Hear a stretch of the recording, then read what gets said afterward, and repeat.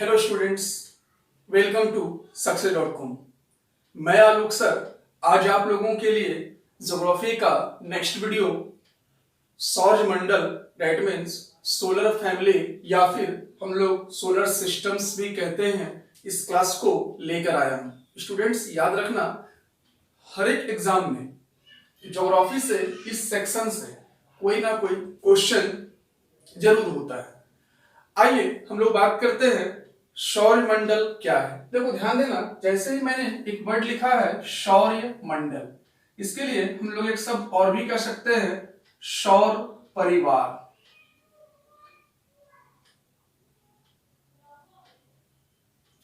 सौर परिवार that means सूर्य का परिवार, जिस परिवार का मुखिया जो है वो सूर्य होता है।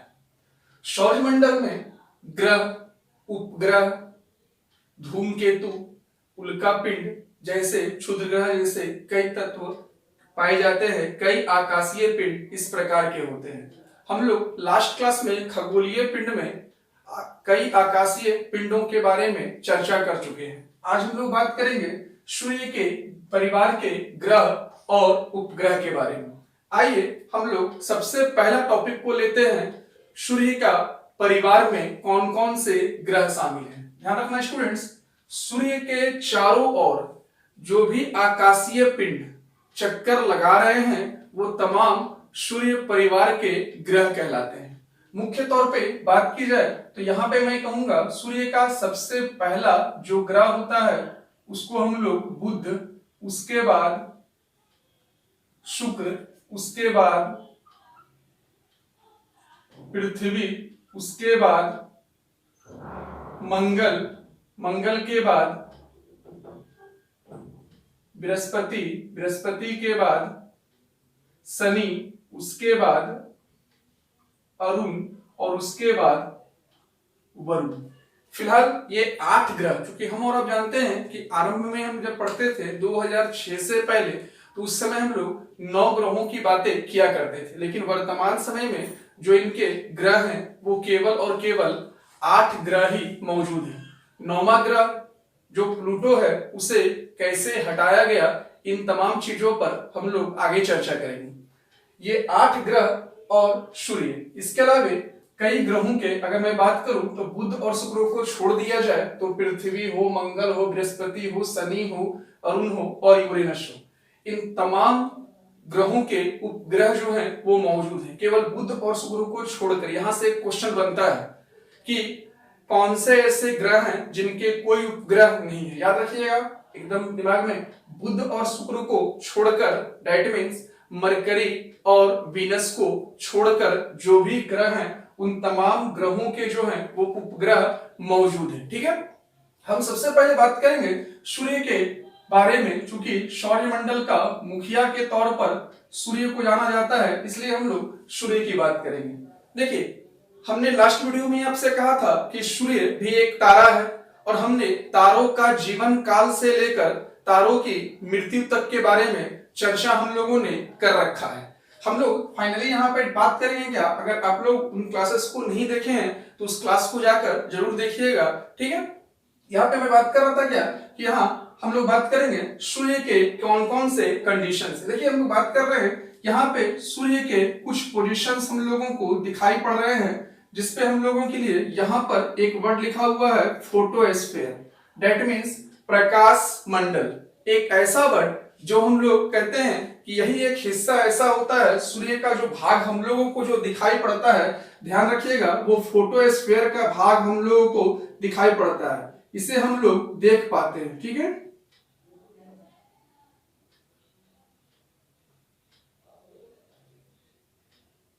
दैट मीन्स सीधा सा लॉजिक में याद रखना है कि सूर्य का यही भाग हम लोगों को दिखाई पड़ता है। अगर क्वेश्चन पूछा जाए कि भाई हम जो सूर्य को देखते हैं तो वो कौन सा हिस्सा देखते हैं, तो कौन सा देखेंगे, प्रकाश मंडल हिंदी में बोलेंगे और इंग्लिश में बोलेंगे फोटोस्फीयर बोलेंगे।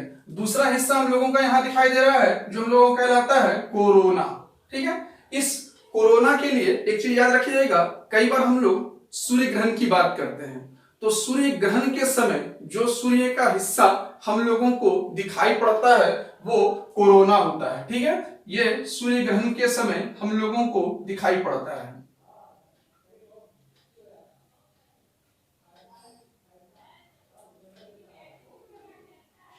सूर्य ग्रहण के समय हम लोगों को दिखता है। ये भी क्वेश्चन एग्जाम में आता है कि सूर्य ग्रहण के समय सूर्य का कौन सा भाग दिखाई पड़ता है। तो कौन सा भाग दिखाई पड़ता है, याद रखिएगा क्या जी, कोरोना जो हिस्सा है वो हम लोगों को दिखाई पड़ता है। ठीक है, हालांकि अभी कोरोना वायरस चल रहा है, अलग बिंदु है। यहाँ पे याद रखिएगा सूर्य ग्रहण के समय सूर्य का जो हिस्सा हम लोगों को दिखाई पड़ता है वो कौन सा है, कोरोना। ठीक है, इस पर हम बात करेंगे। ये हिस्सा, इस हिस्से को हम लोग कहते हैं क्रोमोस्फेयर। क्रोमोस्फेयर दैट मींस सूर्य का बाहरी भाग। क्रोमोस्फेयर कहने का मतलब क्या हो गया, सूर्य का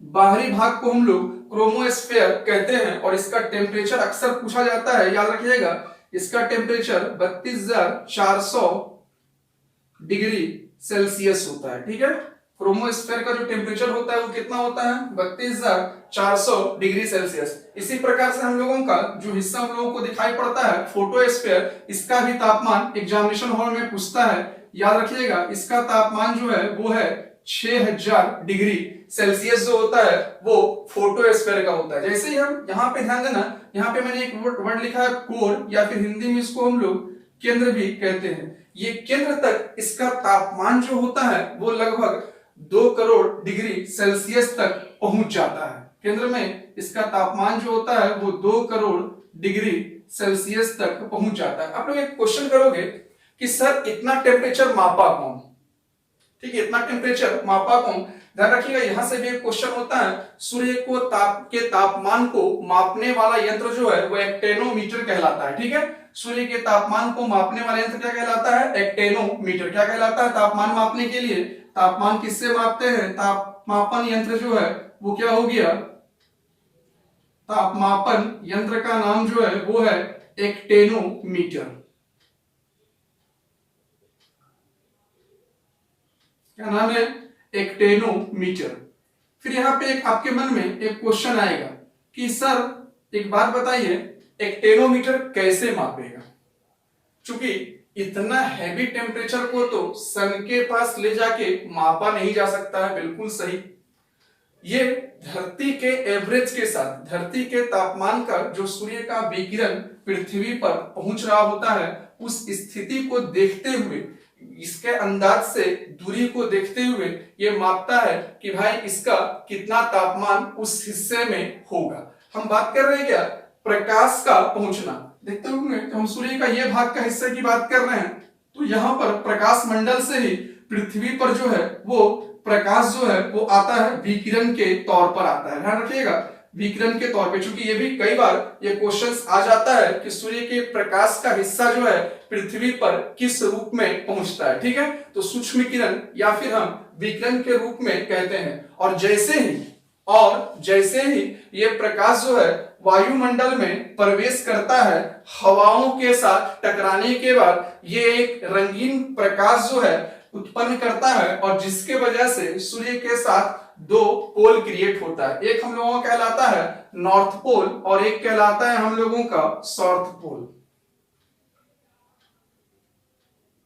एक नॉर्थ पोल कहलाता है और एक कहलाता है क्या, साउथ पोल।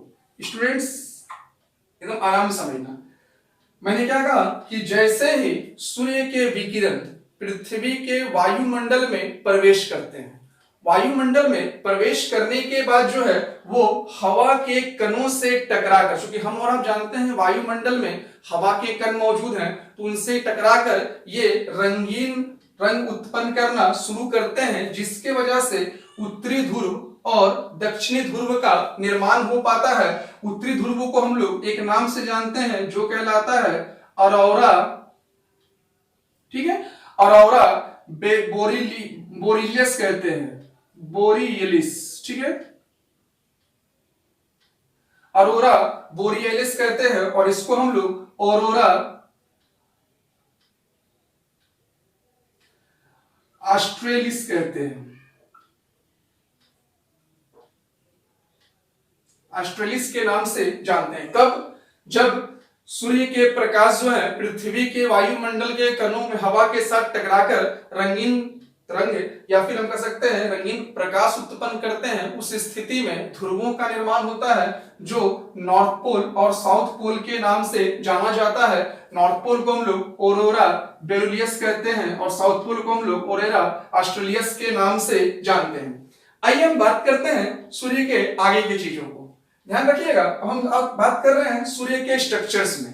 सूर्य के स्ट्रक्चर्स की बात करें तो यहाँ पे सूर्य का जो आयतन, दैट मींस इसका जो वॉल्यूम है, इसका जो वॉल्यूम होता है वो 1.412 into 10 to the power 18 kilometre cube के तौर पर देखा जाता है। लेकिन ये पॉसिबिलिटी हम लोगों के लिए नहीं हो पाएगा कि इस डाटा को याद रखें। तुम लोग पृथ्वी के साथ तुलना करके इसको याद रख सकते हैं कि इसका आयतन जो होता है वो पृथ्वी से 13 लाख गुना बड़ा होता है। पृथ्वी से इसका क्या होता है, 13 लाख गुना अधिक है। ठीक है, कोई दिक्कत नहीं। सूर्य का आयतन जो है वो क्या है, पृथ्वी से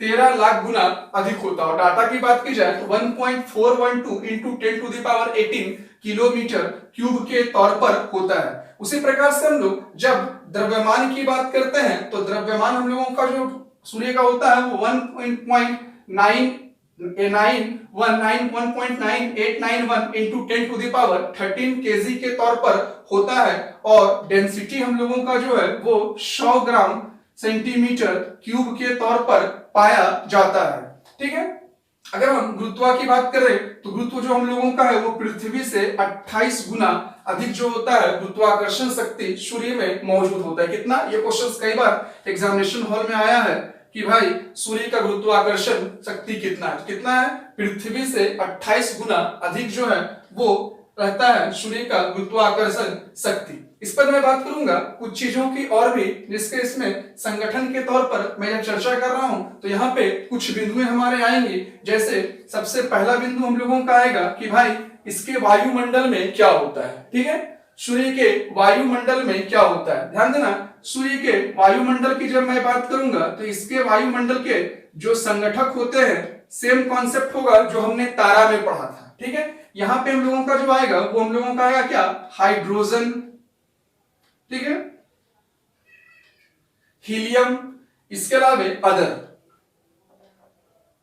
अदर। हाइड्रोजन की मैं बात करूं तो इसमें हाइड्रोजन जो होता है वो 71% हाइड्रोजन होता है और 26.5% हीलियम होता है और 2.5% अदर गैसेस की मौजूदगी होती है। हालांकि अदर गैसेस में कई चीजें होती हैं जैसे oxygen, carbon, fluorine, silicon, neon, nitrogen जैसे कई तत्व जो वो हैं वो मौजूद होते हैं। लेकिन हम इतना याद रख सकते हैं कि भाई मुख्य तौर पे हाइड्रोजन जो है वो 71% होता है और हीलियम जो है वो 26.5% होता है। और अदर में बात की जा रही हो, चाहे वो नाइट्रोजन की बात करें, ऑक्सीजन की बात करें, कार्बन की बात करें, सिलिकॉन की बात करें, ये सब मिलाकर अप्रॉक्स 2.5% इसके वायुमंडल में मौजूद होता है। अब मैं बात करूंगा इसके कुछ चीजों की और भी, जिसमें एक वर्ड हम लोग बोलते हैं क्या कि भाई सूर्य कांस्टेंट है। बिल्कुल सही है, लेकिन ध्यान रखिएगा सूर्य भी अपने एक्सिस पे घूम रहा होता है और इसको भूमध्य रेखा इसका जो है उस पे घूमने में इसको 25.8 डेज का समय लगता है और इसको अपने पोल की गति में 34.3 डेज का समय लगता है। इसकी एज की मैं बात करूं तो सूर्य के लिए एक एज निर्धारित किया गया है जो कहलाता है 5 बिलियन वर्ष। सूर्य के लिए जो एज है, सूर्य का जो एज है वो क्या है, कितना, 5 बिलियन वर्ष। 5 बिलियन ईयर्स जो है वो सूर्य के एज के तौर पर देखा जाता है। अब मैं बात करूंगा सूर्य को लेकर कुछ डाटा और भी हम लोग देखेंगे, जिसमें सबसे इंपॉर्टेंट डाटा यह होता है कि सूर्य के प्रकाश को पृथ्वी तक पहुंचने में कितना समय लगता है। कई बार ये क्वेश्चंस आपके एग्जाम में आ चुका है कि पृथ्वी पर उसका तरंग जो है वो पहुंचने में कितना समय लगता है। ध्यान रखिएगा, यहां पे सूर्य का प्रकाश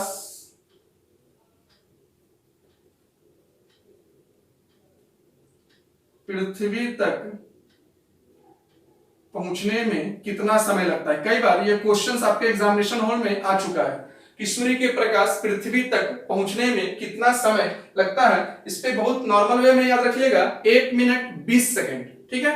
8 मिनट 20 सेकेंड का समय यहां पर लगता है।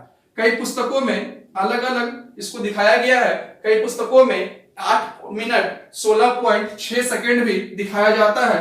8 मिनट और 16.6 सेकेंड भी दिखाया जाता है। कैलकुलेशंस पे डिपेंड कर रहा होता है कि कैलकुलेशन किस मोड में ये करके रखा है। इसके अलावा हम बात कर रहे हूं तो यहाँ पे कुछ चीजें और भी हम लोग देख सकते हैं, जैसे सूर्य की चाल प्रकाश में कितनी होती है। प्रकाश जो है वो सूर्य का स्पीड जो है वो पृथ्वी तक आने में कितना लेता है। तो हम जानते हैं जो फिजिक्स का प्रकाश का चाल है वही तो सूर्य के प्रकाश का भी चाल होगा, ठीक है।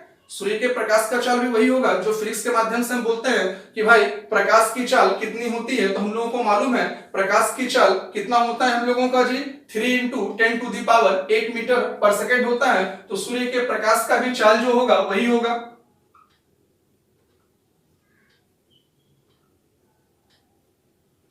3 × 10⁸ मीटर पर सेकेंड जो है वो प्रकाश का चाल होता है। तो सूर्य के प्रकाश का चाल भी हम लोगों का यही मौजूद होगा, ठीक है। इसके अलावा हम लोग बात करेंगे यहाँ पे कुछ चीजें और भी, जिसमें एक शब्द हम लोग कह सकते हैं कि भाई इन तमाम चीजों के बाद इनके जीवन काल की स्थितियां क्या है। हम जानते हैं कि जब तारों का निर्माण हो रहा है तो तारों का अंत भी होगा, और हम पहले ही कह चुके हैं कि सूर्य भी एक तारा है जिसकी अपनी उष्मा और अपनी प्रकाश होती है। क्योंकि तारा उन्हीं को हम कहते हैं जिसमें अपनी उष्मा और अपनी प्रकाश होती है, ठीक है। अब मैं बात करूंगा सूर्य के बाद के ग्रहों की, ठीक है। मैं इसे मिटाता हूं।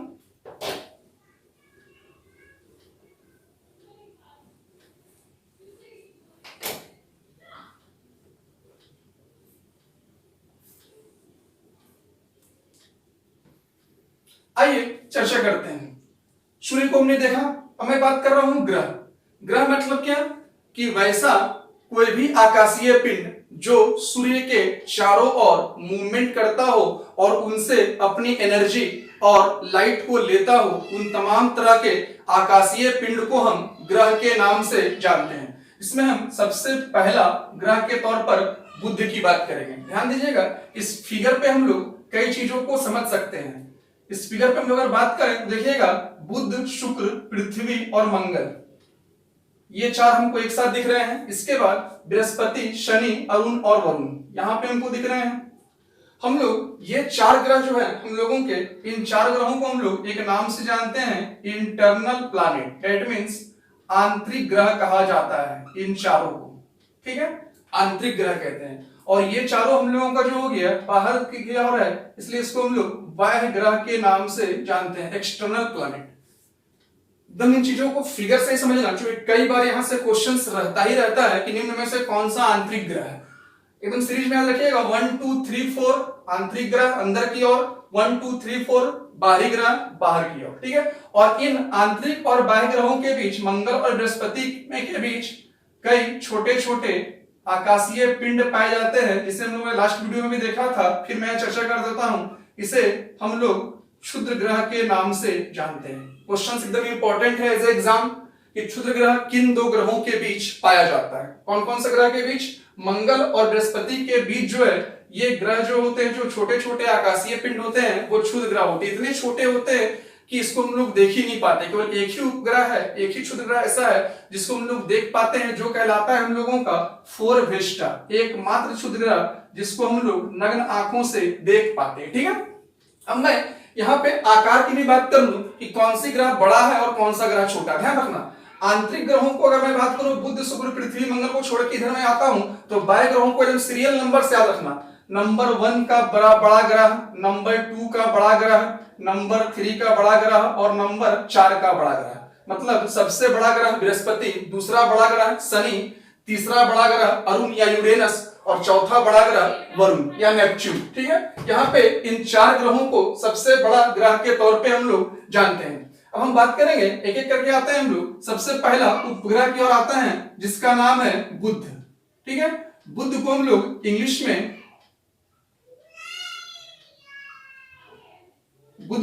इंग्लिश में मरकरी के नाम से भी जानते हैं। आइए चर्चा करते हैं कि मरकरी क्या है। देखो, सबसे पहला चीज हम लोग फिगर पे यहाँ नोटिस करेंगे तो हमको ये दिख रहा है कि सबसे नजदीक का ग्रह हम लोगों का सूर्य क्या, सबसे नजदीक का ग्रह को कौन दिखाई दे रहा है सूर्य का, बुध। तो भाई पहला पॉइंट आउट तो मेरा यहीं पे क्लियर हो गया कि बुध जो है सर वो सूर्य के सबसे निकटतम ग्रह के तौर पर जाना जाता है। दूसरा एक चीज, गुरुत्वाकर्षण शक्तियों के कारण तमाम ग्रह जो हैं वो सूर्य के चारों ओर चक्कर लगा रहे हैं। तो आप खुद ही कॉन्सेप्चुअल तरीके से सोच सकते हो कि जो ग्रह जितना नजदीक है उसका स्पीड उतना अधिक होगा।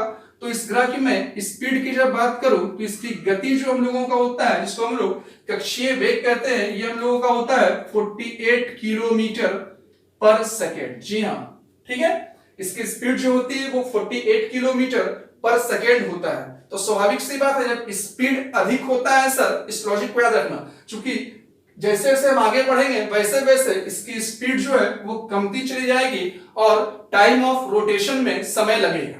ठीक है, इसलिए इस कॉन्सेप्ट को रखना कि जो नजदीक है उसमें स्पीड ज्यादा होगा और वो जल्दी से सूर्य की परिक्रमा कर लेगा। यहां पे रखना स्पीड जो होगी इसका 48 किलोमीटर पर सेकेंड हो गया और सूर्य का परिक्रमा करने में इसको जो समय लगता है रेगुलेशन करने में, परिक्रमा करने में जो समय लगता है वो लगता है 88 डेज का यहाँ पे समय लगता है। इस कॉन्सेप्ट को हमेशा रखना, क्योंकि जितने भी ग्रह हैं तमाम कॉन्सेप्ट को हम लोग इसी तरीके से पकड़ के चलेंगे ताकि इससे आपको याद ना करना पड़े कि किसकी स्पीड कितनी है और कितना समय सूर्य के चक्कर लगाने में कौन सा ग्रह लेता है। क्योंकि रटना नहीं है, कोशिश करना है कि बिल्कुल चीजों को ऑब्जर्व करना है जो लाइफ टाइम अचीवमेंट हमारे ब्रेन के लिए हो। और हर एग्जाम में इस तरह के क्वेश्चन जो है वो पूछे जाते हैं कि सूर्य का चक्कर बुध को लगाने में कितना समय लगता है। ठीक है, तो यहाँ पे स्पीड जो हो गया वो 48 किलोमीटर पर सेकेंड हो गया और इसका रेवोल्यूशन डेट मींस परिक्रमा काल जो हो गया वो 88 डेज के तौर पे होता है। अब मैं बात करूंगा क्या इसमें एटमॉस्फेयर है, वायुमंडल की बात करूंगा मैं, तो यहाँ पे स्पष्ट तौर पे ये कहा जाता है कि इस पर वायुमंडल नहीं पाया जाता है, नथिंग, यहाँ पे कोई भी वायुमंडल नहीं है। इसके पीछे का वजह है कि यहाँ दिन जो होता है बहुत अधिक गर्म, हम ये कह सकते हैं कि दिन जो है हैवी टेम्परेचर लगभग 400 से 500 डिग्री सेल्सियस के बीच यहाँ के दिन का तापमान होता है। दिन जो होता है इसका ये अत्यधिक गर्म होता है और ठीक इसका उल्टा, दिन तो गर्म जितना खतरनाक तरीके से दिन गर्म होता है उतना ही यहाँ पे रात जो होती है वो ठंड नहीं कहेंगे, हम यहाँ पे कहेंगे क्या कि इसकी रातें जो होती है वो बर्फीली हो जाती है। ठीक है, तो अब स्वाभाविक सी बात है दिन का टेम्परेचर कुछ और होगा, रात का टेम्परेचर कुछ और होगा, तो कभी एटमॉस्फेयर को क्रिएट होगा नहीं देगा। इसलिए हम यहाँ पे कहते हैं क्या कि बुध के कोई भी वायुमंडल नहीं है और ना ही, अभी मैंने यहाँ चर्चा किया था, और ना ही बुध का कोई उपग्रह हो सकता है। क्योंकि आप लॉजिकली अगर बात करेंगे कोई उपग्रह नहीं, अगर हम यहाँ पे बात कर रहे हैं तो उपग्रह क्या होता है पहले ही बताओ हमको। वैसे जो सूर्य की परिक्रमा करने की स्थिति में ना हो इसलिए वो ग्रह की परिक्रमा करके सूर्य से प्रकाश और ऊर्जा को ग्रहण करता है, उन तरह के चीजों को या उन आकाशीय पिंडों को हम उपग्रह कहते हैं। ठीक है, तो यहां पे आप ध्यान रखना कि भाई अगर यहां पे कोई आकाशीय पिंड होगा भी तो वो बुध का चक्कर क्यों लगाए। ठीक है, अगर कोई होगा भी यहाँ पे तो बुध का चक्कर क्यों लगाए, वो खुद ही सूर्य के चारों ओर घूम लिया होगा। तो इसलिए हम यहाँ कहेंगे क्या कि बुध का और शुक्र का भी, ठीक है ध्यान रखना, कई बार ये क्वेश्चन आता है, बुध और शुक्र इन दोनों का कोई उपग्रह नहीं होता है। अब मैं बात करूंगा इसके आकार की, तो ये पृथ्वी का 18वां भाग होता है। इसका आकार जो होता है वो पृथ्वी का 18th भाग, दैट मीन्स 18वां भाग जो है वो कौन होता है, बुध होता है। जबकि गुरुत्वाकर्षण की बात करें तो इसका गुरुत्वाकर्षण शक्ति जो है, इसका गुरुत्वाकर्षण शक्ति जो है वो पृथ्वी का एक हिस्सा जो हम लोगों को कहलाता है 3/8 भाग। ठीक है, बिल्कुल इसी में रखना है कि पृथ्वी का हिस्सा का जो है 18वां भाग बुध है और गुरुत्वाकर्षण शक्ति जो है वो पृथ्वी के हिस्सा का 3/8 भाग के तौर पर जो है ये जाना जाता है। इसके अलावा हम लोग बात करेंगे यहाँ के पे एक कृत्रिम उपग्रह को रखा गया था जिसका नाम था मेरिनर 10, एक आर्टिफिशियल उपग्रह। कई बार ये क्वेश्चन एग्जाम में आ चुका है। कृत्रिम उपग्रह जो है वो मेरिनर 10 रखा गया था। अभी वर्तमान समय में अंतरिक्ष यान एक भेजा गया था मैसेंजर नामक, ठीक है, एक अंतरिक्ष यान जो है वो भेजा गया था बुध पर, एक अंतरिक्ष यान जिसका नाम है मैसेंजर, ये भेजा गया था। लेकिन 30 अप्रैल 2015 को 30 अप्रैल 2015 को ये जो है टकराकर बुध से नष्ट हो गया।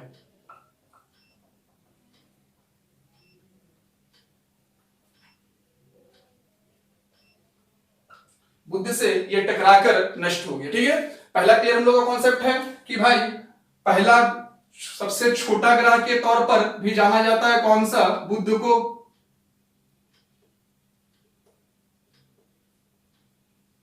ठीक है, स्पीड की मैंने बात किया 48 किलोमीटर पर सेकेंड, रेगुलेशन इसका जो है वो 88 डेज है। वायुमंडल नहीं है क्योंकि दिन अत्याधिक गर्म और रातें अत्याधिक बर्फीली हो जाती है। इसका आकार पृथ्वी का 18वां भाग है। गुरुत्वाकर्षण शक्ति पृथ्वी का 3/8 है। उपग्रह नहीं है लेकिन आर्टिफिशियल उपग्रह के तौर पे मेरिनर 10 था।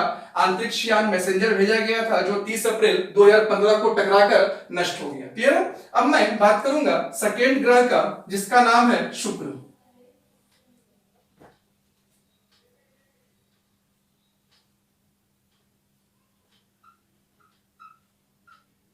सेकेंड ग्रह जिसका नाम है शुक्र, वीनस। मैंने आपसे बुध के समय में एक लाइन कहा था कि जो ग्रह जितना नजदीक होगा उसका स्पीड उतना ही अधिक होगा और जितना अधिक स्पीड होगा वो उतना ही जल्दी जो है वो सूर्य का परिक्रमा कर लेगा। और मैंने आपसे कहा भी था उसको ध्यान रखना है क्योंकि वो जैसे जैसे हम लोग आगे बढ़ेंगे स्पीड जो है होगा वो कम होता चला जाएगा और परिक्रमा करने का जो ड्यूरेशन है वो बढ़ता चला जाएगा। यहाँ पे कितना हम लोग देखे थे जी, बुध का 48 किलोमीटर पर सेकेंड। तो लॉजिक लगा सकते हैं हम कि 48 किलोमीटर पर सेकेंड से तो कम होगा इसका, क्योंकि उसके बाद का ही है। बिल्कुल सही है। इसका कक्षीय वेग जो होता है वो होता है 35 किलोमीटर पर सेकेंड। ठीक है। अब यहां पे फिर मेरा लॉजिक लगेगा, जब वो 48 किलोमीटर पर सेकंड बुध था सर, तो उसको पृथ्वी का सूर्य का परिक्रमा करने में 88 डेज का समय लगा था। इसी तरीके से अगर शुक्र की मैं बात कर रहा हूं तो इसका कक्षीय वेग 35 किलोमीटर पर सेकंड है, उससे अधिक लगेगा, मतलब 88 डेज से अधिक लगेगा। ठीक है। इसकी परिक्रमा अवधि जो है वो लगता है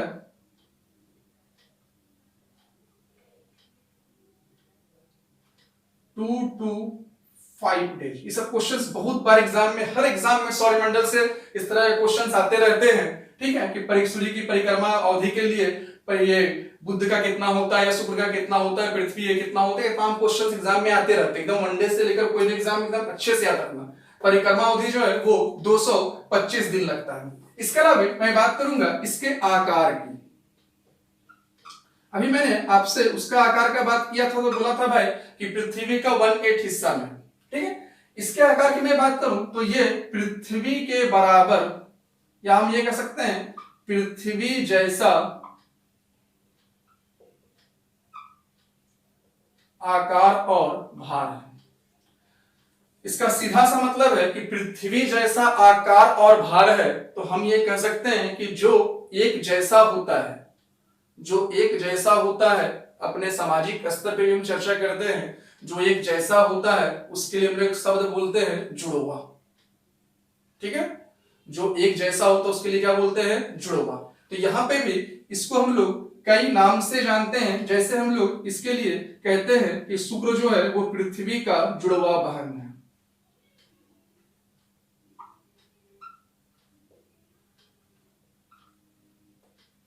या फिर केवल जो है हम लोग ये कहते हैं कि पृथ्वी का बहन है। ठीक है, बहन है। बहन को एक और नाम जानते हैं हम लोग, भागिनी। तो यहां पे हम लोग पृथ्वी का बहन या फिर भागिनी भी कहते हैं। आकाश में ये सबसे अधिक चमकता है, इसलिए इसको हम लोग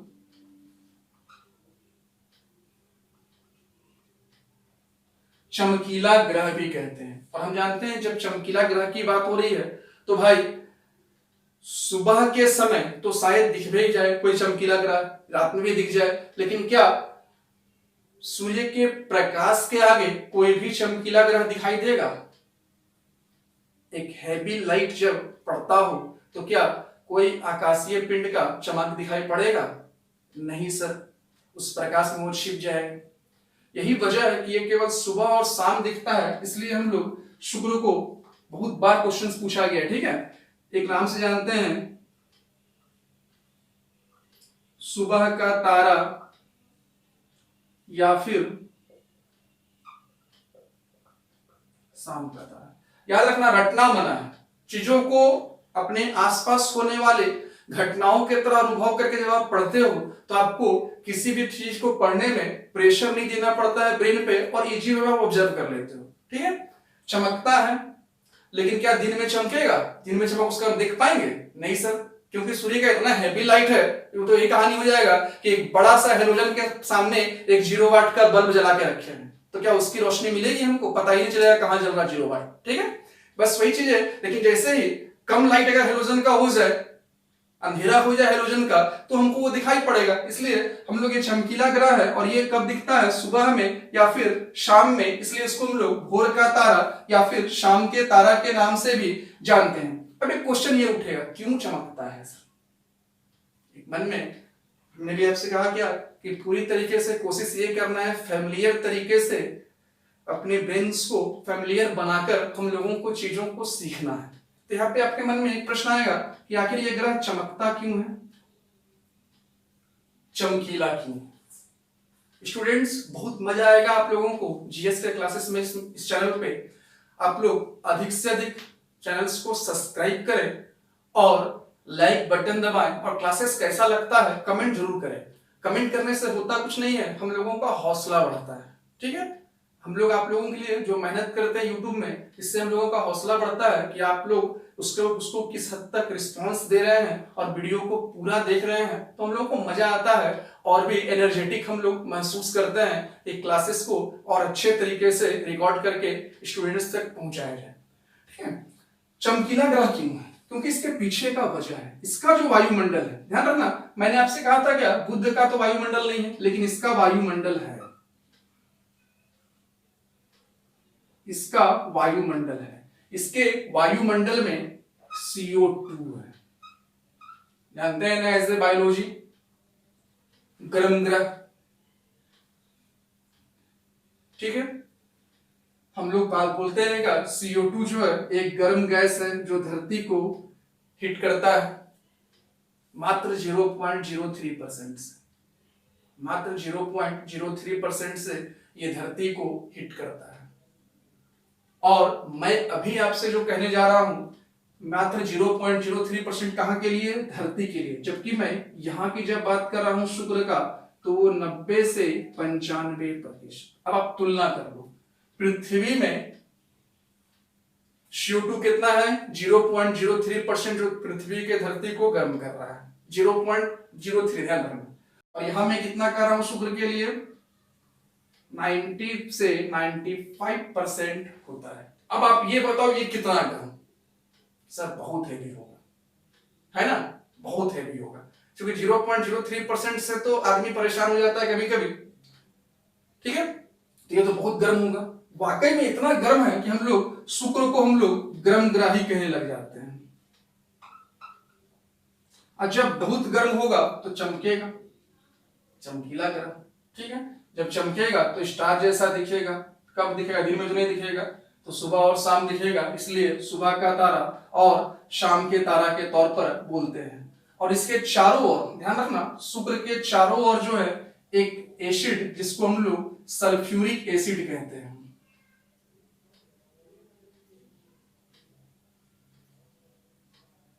सूर्य के चारों ओर जो है वो सल्फ्यूरिक एसिड के बादल जो होते हैं ये भी मौजूद होते हैं। कौन सा? सल्फ्यूरिक एसिड, ठीक है।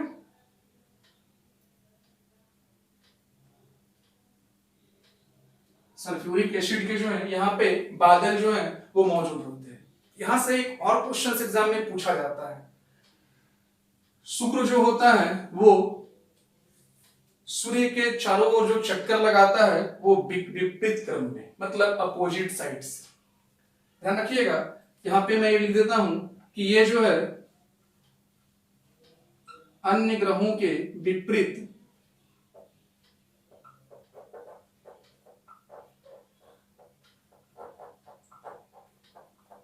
सूर्य का चक्कर लगाता है।